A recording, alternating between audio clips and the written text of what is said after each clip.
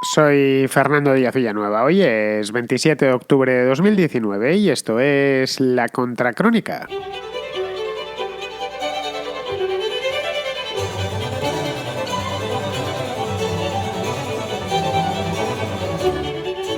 Bienvenidos a La Contrarréplica, el programa de preguntas, respuestas, reflexiones y todo esto que hacemos los domingos aquí entre todos juntos. Hoy os voy a dar el número bien porque ayer en la contraportada me patinó el 9, es decir, dije 609 cuando es 690. Lo repito de nuevo por si acaso alguno tomó el número mal ayer, que un error lo puede cometer cualquiera y a fin de cuentas llevo haciendo estos programas mucho tiempo y siempre me puedo equivocar. Sí, ya sé que debería aprendérmelo de memoria, pero a mi edad y después del historial que tengo de no haberme aprendido un número de memoria de teléfono, quiero decir, en mi vida, ni el mío personal, ni el de ninguna novia, ni nada por el estilo. Así que no me voy a aprender el número de la contra, pudiéndomelo apuntar en la libreta como hago siempre. Bien, el número es el siguiente. Ahora sí, este está bien porque lo he ido a mirar. De hecho, lo estoy en estos momentos, lo tengo delante. Es el 690-827909. 690-827909. Los mensajes tienen que durar, lo digo ya, todo seguido y pasamos directos a la contrarréplica, que hoy viene bastante sustanciosa. Tienen que durar entre 1 y 2 minutos. Si la cosa es necesaria, pues dedicadle 3, pero por favor no paséis de ahí y ya sabéis, que se escuche bien, que no haya ruido de fondo, no os pongáis a grabar mensajes en mitad de la calle cuando hay camiones circulando, gente pitando, etcétera. Es decir, lo normal, no por nada, sino porque yo a fin de cuentas me voy a poner los auriculares y voy a poderlo escuchar más o menos bien. Pero no todo el mundo tiene esa misma suerte de estar rodeado de este silencio que estoy yo ahora mismo. Así que, por favor, grabadlos alto y claro. Bien, pues dicho esto, ahora sí que sí, pasamos ya a la contrarréplica.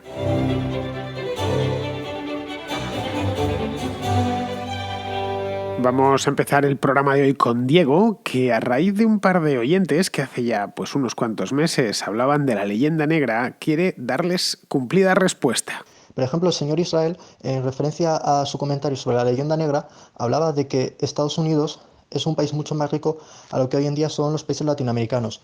Y sobre la supuesta leyenda negra que cae sobre los países latinoamericanos, los cuales afirman que si hubieran sido colonizados por el Imperio Británico, habrían sido países ricos.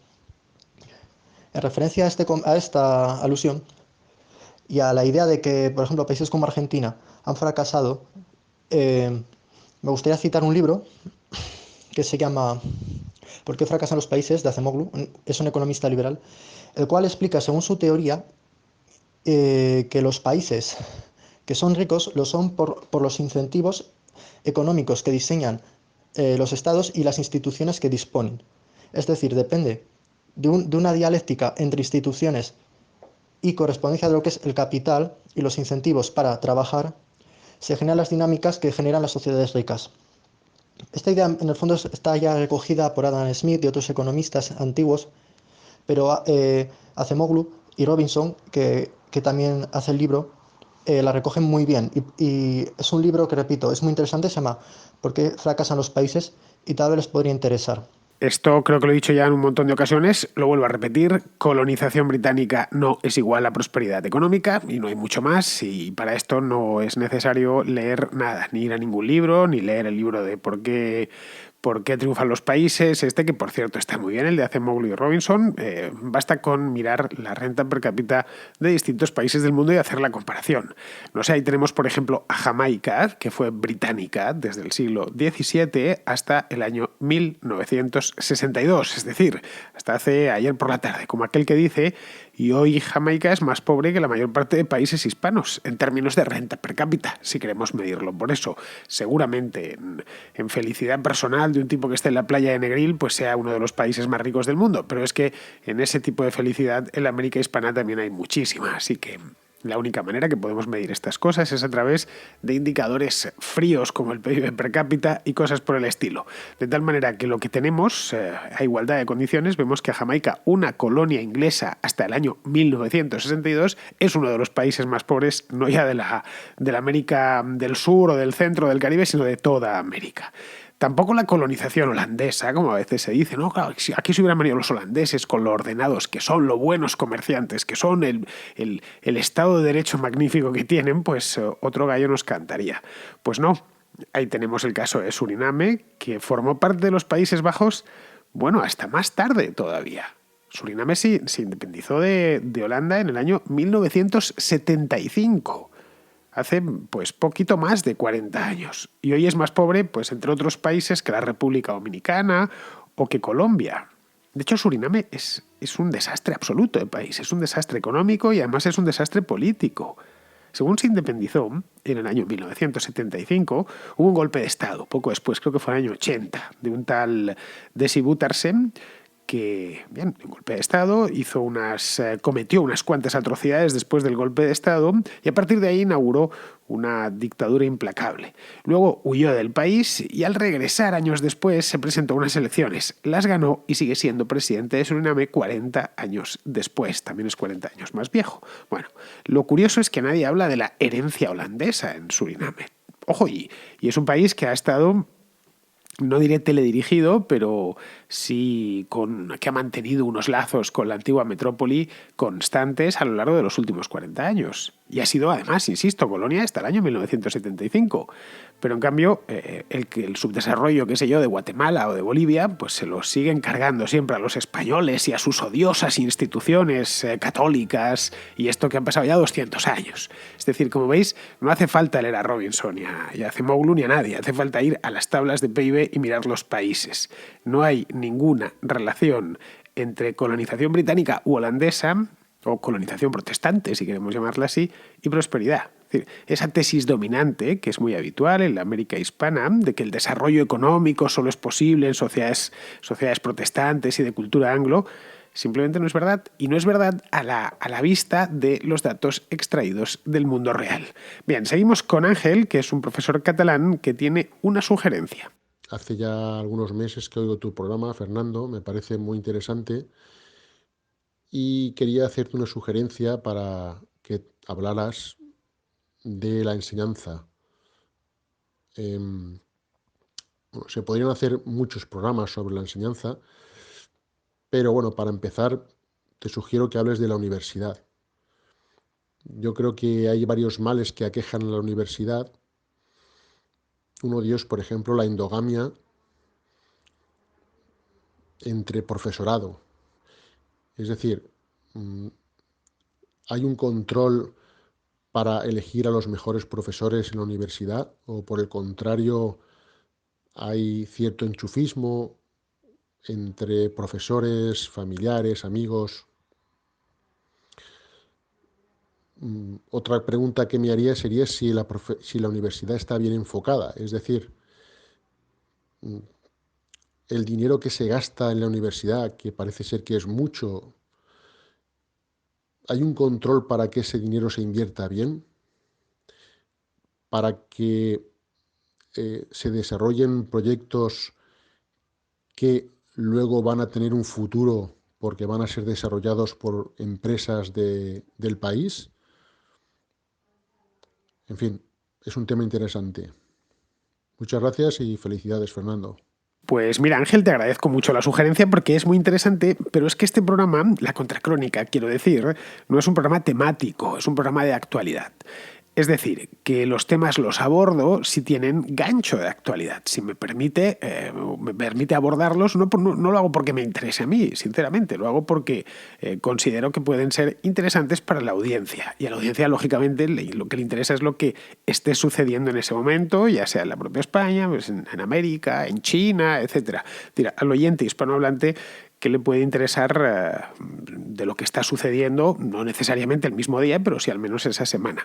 Esto me obliga pues, a estudiarme la actualidad a fondo, saber qué es lo que se está hablando y no tratar muchas veces temas que me interesaría mucho tratar, pero que no veo el modo de meterlos, es que ni con calzador.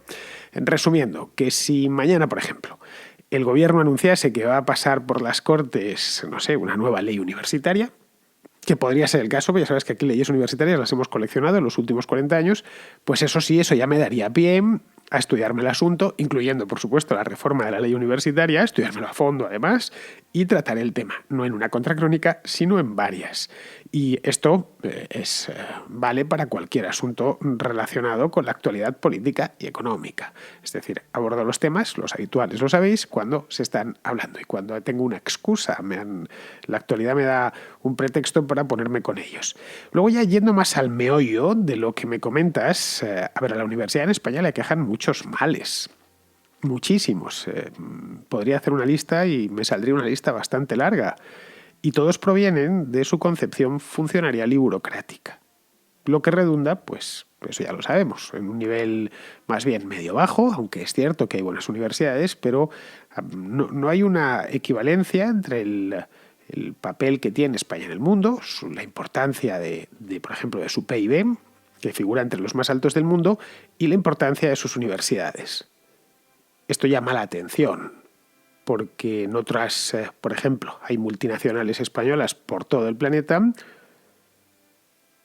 que lo hacen bien, que tienen mercados, que crecen, etc., mientras que las universidades españolas, con algunas excepciones, no son especialmente prestigiosas. Y esto es llamativo, cuando menos. Si te dicen, es que no hay universidades jordanas entre las mejores del mundo. Sí, es normal, porque Jordania tampoco es que sea un país muy importante, pero en el caso de España la economía española sí que lo es. Pero bueno, en eso repercute, en su nivel, ya digo, medio-bajo de resultados estoy hablando, y también en que, bueno, hay un índice que creo que es valioso, que es la cantidad de premios Nobel que dan las universidades, las grandes universidades del mundo, no sé, Harvard, Cambridge, Oxford, etc. Stanford.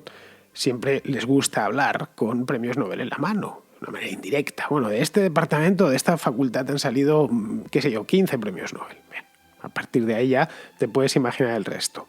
¿Cuántas universidades españolas hacen lo mismo? Pues ninguna, porque es que ninguna tiene premios Nobel de los que presumir. Y eso debería por lo menos servirles como un alfilerazo. Al menos uno, aunque sea. En los últimos 100 años, pero al menos uno o dos. Nada de eso. Es decir, que tenemos un nivel medio-bajo, en algunas ocasiones es más alto, pero de promedio, y que además vive desconectada del mundo real. La universidad, como bien sabemos, es un mundo aparte, cuya función básica, y en algunos casos, y de muchas universidades es casi la única, es expedir títulos cada vez más devaluados y que en muchos casos no encuentran encaje alguno en el mercado. Lo cual es especialmente doloroso porque estudiar una carrera es largo, es costoso para el contribuyente y también para el estudiante que tiene que pagar las tasas, y es esforzado. Las carreras no las regalan. El estudiante se pasa allí 4 años, que podía haberlos empleado en muchas otras cosas tremendamente útiles. Bueno, el resultado es el que tenemos, que pues tenemos el país plagado de titulados superiores que a menudo su única ambición en la vida es hacer una oposición y enchufarse al presupuesto de por vida. Esto voy a las encuestas que se hacen de vez en cuando entre universitarios. ¿Qué es lo que quieres ser en la vida? Pues un porcentaje altísimo, altísimo de manera preocupante. Estoy hablando, quieren ser funcionarios, quieren hacer una oposición, nada más. Algunos buscan incluso ese enchufe ya en la propia universidad, ese enchufe al presupuesto, quiero decir, a la que ven desde el principio como un medio de vida y no como un lugar donde formar y formar a otros e investigar. Yo la verdad es que creo, y esta es mi opinión personal, a la vista de lo que he podido observar a lo largo de mi vida, es que el sistema es muy difícil de reformar, porque hay muchas universidades, demasiadas en España. En España creo que son 85 universidades, una cosa así, y si no son 85 deben ser 82, pero vamos, por ahí. Y que luego además tiene sus propias inercias, que son no imposibles, pero muy difíciles de parar. En las carreras de ciencias y en las carreras técnicas, los titulados salen más o menos bien preparados. Es decir, los médicos españoles son buenos, los ingenieros también. Eso está a la vista porque ingenieros españoles hay por todo el mundo, ¿no? Y tienen buena fama. Lo mismo sucede, por ejemplo, con las carreras biosanitarias. Salen buenos médicos, salen buenos químicos. No llegan a ganar premios Nobel, pero el nivel es no ya aceptable, sino en algunos casos es bastante alto. Las de letras son por lo general centros de activismo político. Esa es la realidad. En los que se desarrolla en su interior una lucha sorda por controlar los departamentos internos de la universidad y el presupuesto que esos departamentos manejan para colocar a allegados y a pelotas. generalmente de los directores del departamento, de los catedráticos, etc. Vamos, que no descubre nada nuevo, que cualquiera que haya ido a la universidad, aunque fuese solo un año nada más, ya sabe porque lo ha visto con sus propios ojos. Pero vamos, que no creo que tenga arreglo. Lamento decírtelo, pero es así. Bueno, a cambio, y con idea de poner una de cal y otra de arena, en España tenemos escuelas de negocios de world class, que se dice, ¿no? De nivel mundial, como, qué sé yo, el Instituto de Empresa, o ESADE, o IESE, que figuran entre las mejores del mundo y captan miles de estudiantes internacionales cada año. También hay algunas privadas y públicas que son prestigiosas y bien gestionadas, pues no sé, como la de Navarra, por ejemplo, la Pompeu Fabra de Barcelona. A ver, quizá deberían fijarse en ellas. Al final, para mejorar, muchas veces no tienes que dar muchas vueltas a algo, sino mirar lo que hacen los mejores e inspirarte en ellos.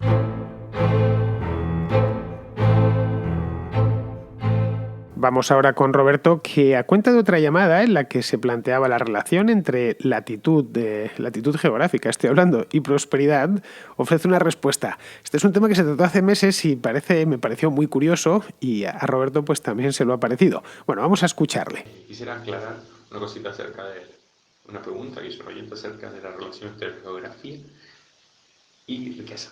No existe directamente. ¿Por qué? Si representamos las latitudes o las longitudes, mismamente en frente de la riqueza vemos que es una nube de puntos amorfa, no hay relación. Y si lo hacemos de manera analítica, el error que nos va a salir es superior a 1100%. Esto quiere decir que inferir en función de la latitud cuál va a ser la riqueza es, directamente imposible. Nos podemos basar en ejemplos muy claros. España y Corea del Norte están en la misma latitud aproximadamente, y una es más rica que la otra. Si intentamos buscar este tipo de correlaciones, para los que no son muy expertos en matemáticas, es muy sencillo. Si las excepciones superan a las coincidencias, no hay correlación. Pues no hay, efectivamente, como bien dice Roberto, que es matemático. No hay una relación entre latitud y prosperidad, eso está claro.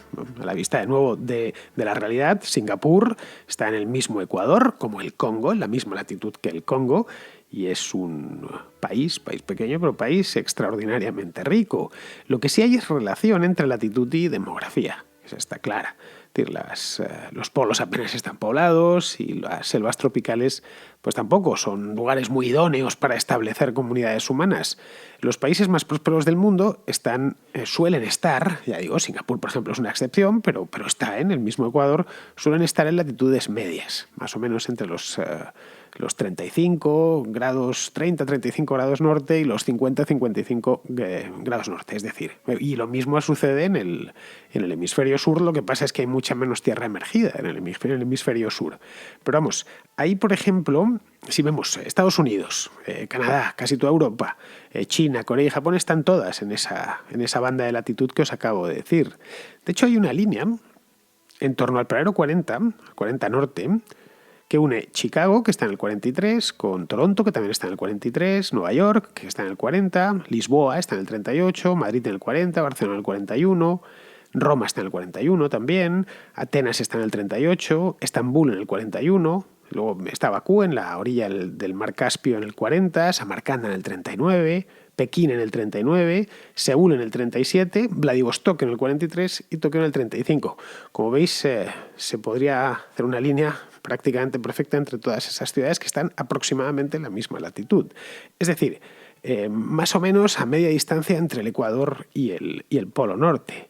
En Europa la línea de grandes ciudades se sube algo más al norte a causa de la corriente del Golfo, que calienta el norte del continente anormalmente. Es decir, Europa es una anomalía es el único continente en el que sucede, en el que hay mucha población en latitudes tan altas como el paralelo 50 o incluso el paralelo 60.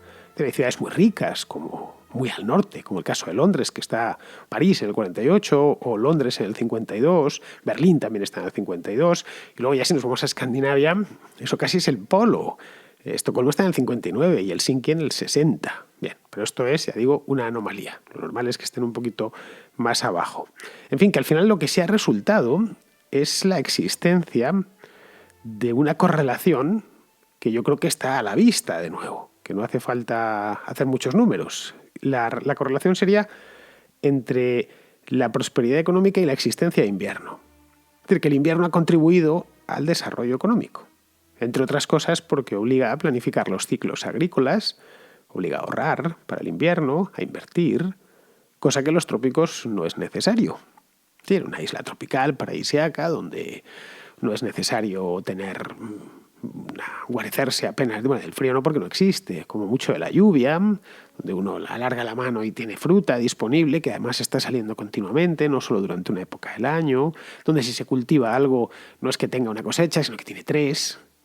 Pues eso no requiere acumular capital como en el caso de las latitudes medias, donde sí lo necesitas. Pero bueno, aquí ya nos meteríamos en otro debate completamente distinto y el tiempo se nos escapa. Así que vamos a seguir, vamos ahora con Borja de Granada, que quiere responder también a otro oyente que se llama Carlos, que en otra contrarréplica habló de las dos ciudades de San Agustín. Para empezar, gracias por tu programa y enhorabuena por el éxito conseguido.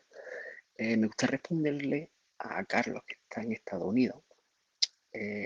Comentó en la contrarréplica número 99 la dicotomía de las dos ciudades agustinianas. En una isla mete a los sustancialistas del comercio y en el otro lado mete a los sustancialistas de los derechos humanos, podríamos decir. Y mi réplica para Carlos sería que, digamos que su punto de vista es igual de idealista, porque lo que pasaría en realidad, independientemente de que unos fueran más estadistas y otros más liberales, las dos islas, lo que ocurriría de verdad es que una isla depredaría a la otra. ¿Cuál de ellas? Quien desarrolla instituciones tecnológicas más potentes.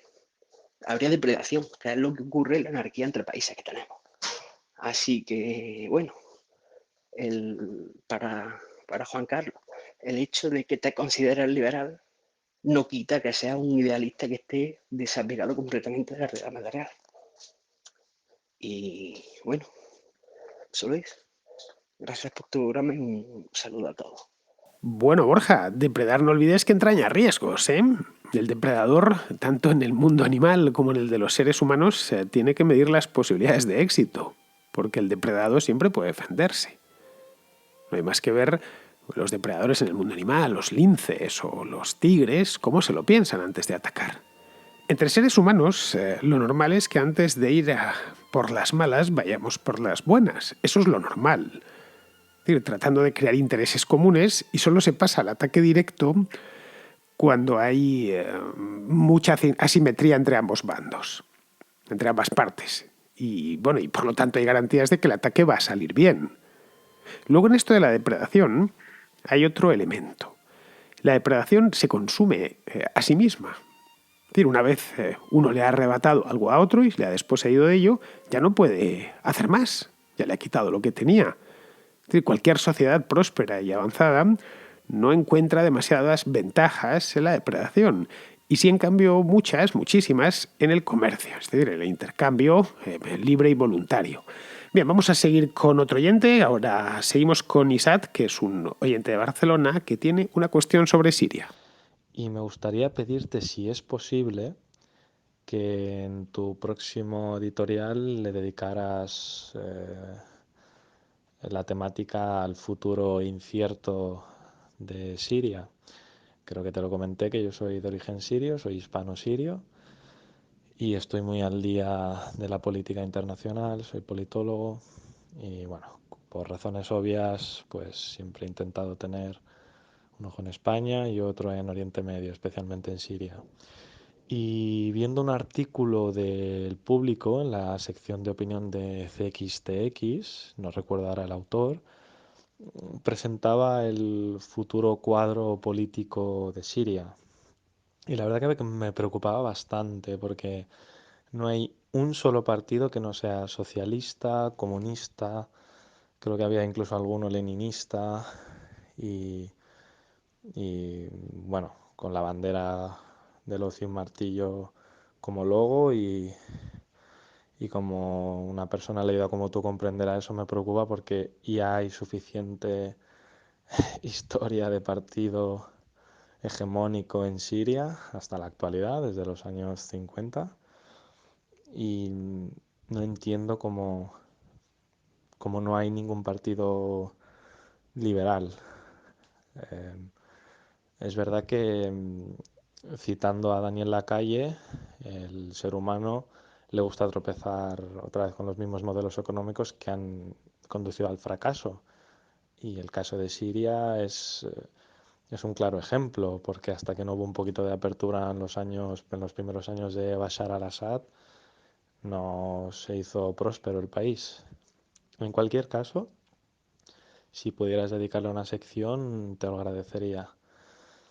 Muchas gracias. Bueno, Isaac, sobre Siria hablo de vez en cuando, lo sabes, si escuchas el programa. En las 2 últimas semanas he tratado el tema sirio 2 veces a raíz de la retirada de Estados Unidos y de la entrada de Turquía en el Kurdistán.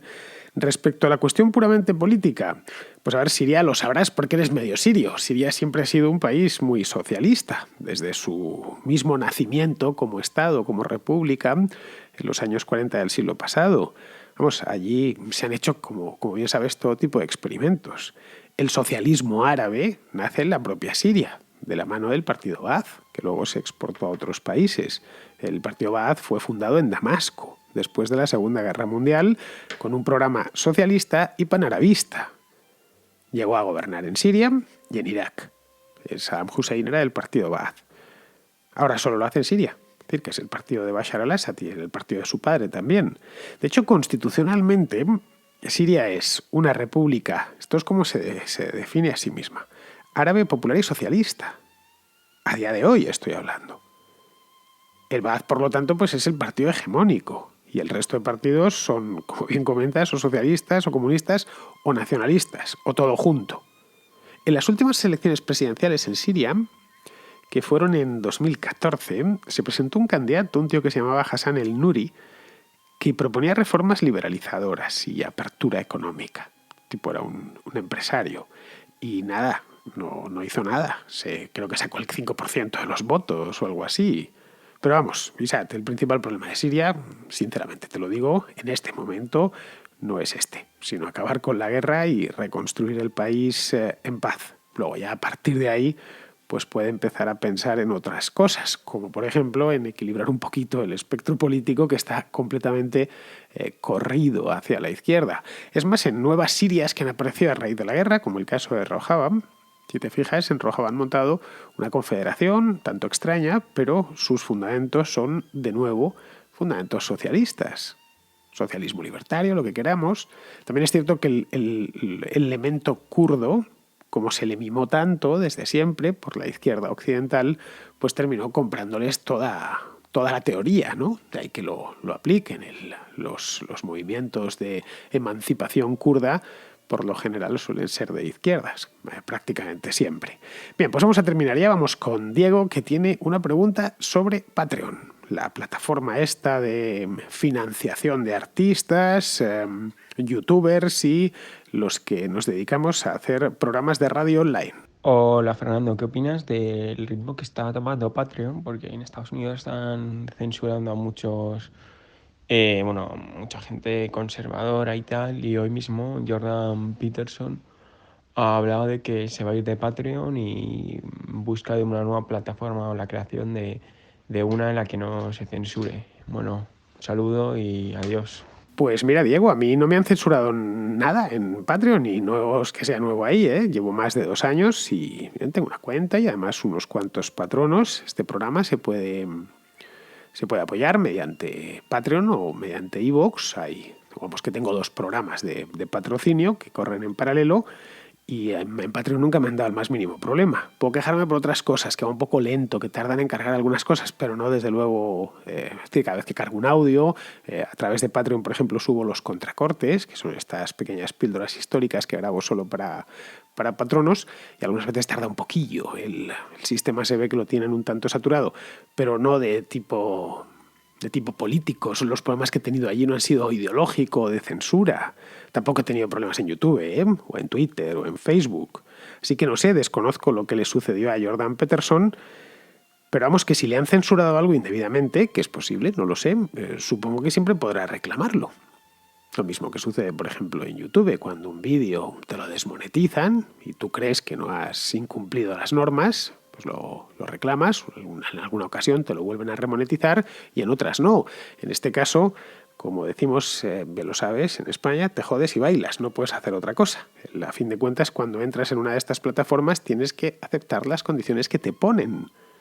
Y si ellos consideran que no las estás cumpliendo y te lo argumentan, pues bien, si te tocan mucho las narices siempre te puedes marchar, que es por lo que veo, lo que ha decidido hacer Jordan Peterson. Pero vamos, que hay algo que sí es cierto y es que estas plataformas están todas, desde Twitter a Facebook, pasando por Patreon, YouTube también, por supuesto, están extremando el celo desde hace un tiempo para evitar radicalismos. En el caso de YouTube era porque los anunciantes se les caían. Supongo que en Facebook les pasará algo parecido. Bueno, en Facebook tienen más problemas aparte del de los anunciantes, y en Twitter para que la conversación sea algo más tranquila y más pacífica. Ya sabes que ahí en Twitter se suelen estar lanzando cuchillos, no todos, pero hay mucha gente que entra allí con una agresividad desmedida. Entonces, pues bueno, a mí que saquen de ahí a los perfiles falsos, a la gente que entra exclusivamente para amenazar e insultar, me parece una idea excepcional. Y te lo digo como tuitero que soy desde hace muchos años. Hay veces que entro en Twitter y salgo disparado ahí en cuestión de minutos, por la cantidad de odio, insulto, etcétera, que veo, que no me apetece quedarme ahí. Así que todos los esfuerzos que hagan para que estos centros de conversación, etcétera, se libren de lo que se llama de trolls, ¿no? Pues me parece bien. Ahora bien, a veces se les va la mano, a menudo, de hecho. El algoritmo, por ejemplo, de Twitter es bastante eficiente, según he podido ver. Y en el caso de YouTube, pues no es tan deficiente, pero que puede suceder, como a mí me ha sucedido, de tratar alguna vez algún tema, poner la palabra guerra en la descripción y automáticamente desmonetizármelo. Aunque estuviese hablando, pues no, qué sé yo, de una guerra medieval, de los carolingios, pero se la cogen con papel de fumar, vamos. Así que todo lo que sea denunciar los casos, si hay censura de verdad, ojo, y aun con todo, si hubiera censura de verdad, es decir, que no les apetece, que a YouTube no le apetece que yo tenga un canal allí. Tampoco podría decir nada, es un servicio privado. Es que a veces lo olvidamos. Es decir, puede rechazarme como cliente, de la misma manera que me pueden rechazar en un restaurante en el que he entrado desnudo. No oiga usted, es que aquí hay que entrar vestido. Ya, pero yo tengo todo el derecho del mundo a andar desnudo. No, o has entrado no desnudo, pero no vestido acorde a las normas que fija ese restaurante. Has entrado descalzo, qué sé yo. Al propietario del restaurante le asiste el derecho de no dejarte entrar. A fin de cuentas, eso es un establecimiento privado, ¿no? Pues algo parecido sucede con YouTube y con cualquiera de estas plataformas. Yo siempre hago el esfuerzo de leerme la letra pequeña, casi para todo lo que firmo, y por supuesto cada vez que he tenido que entrar en una cosa de estas, y no lo olvides, yo vivo de esto, procuro ser exquisito, cumpliendo la normativa. Y si alguna vez, por cualquier circunstancia, estoy ante la duda, prefiero no llegar antes de pasarme. Muy bien, pues con esto, queridos amigos, terminamos ya la contrarréplica de hoy, y yo os emplazo a que regreséis por aquí mañana, que habrá Contracrónica normal y corriente, de lunes. Vamos, que estoy deseando hacerla porque la semana pasada pues me tomé un par de días libres y no pude hacer ni la del miércoles ni la del jueves. Así que hasta mañana, amigos.